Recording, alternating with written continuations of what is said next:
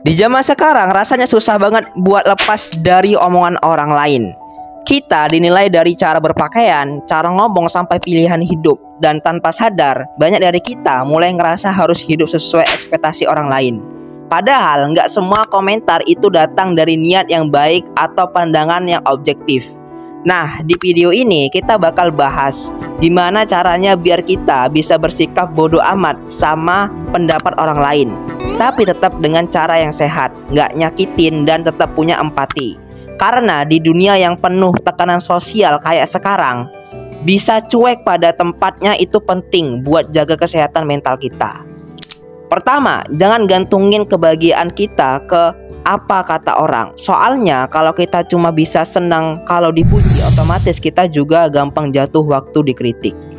Kita jadi gampang goyah karena standar kebahagiaan kita ditentukan orang lain. Padahal kebahagiaan yang sejati itu datang dari dalam, dari rasa puas sama diri sendiri, dari proses yang kita jalani, dan dari nilai hidup yang kita percaya. Jadi mulai sekarang coba deh stop ngejar validasi dari luar dan mulai bangun kebahagiaan dari hal-hal yang emang penting dan bermakna buat hidup kita.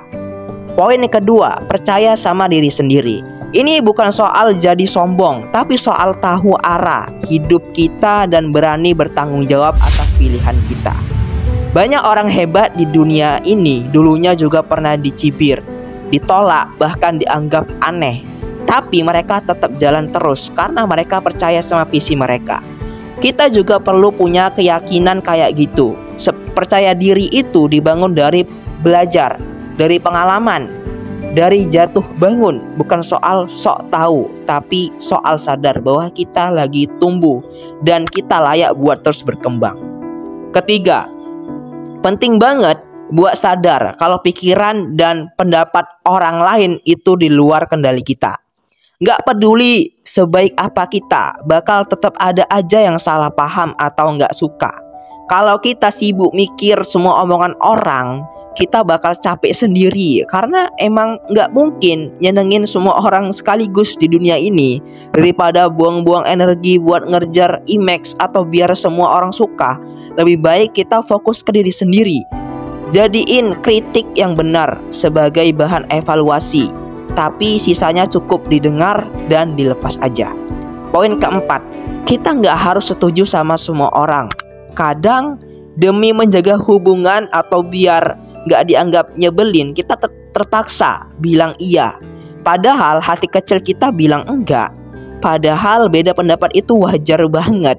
Yang penting kita bisa sampaikan dengan sopan dan jelas. Misalnya, bilang aja, aku ngerti maksudmu, tapi aku punya pandangan yang gak beda.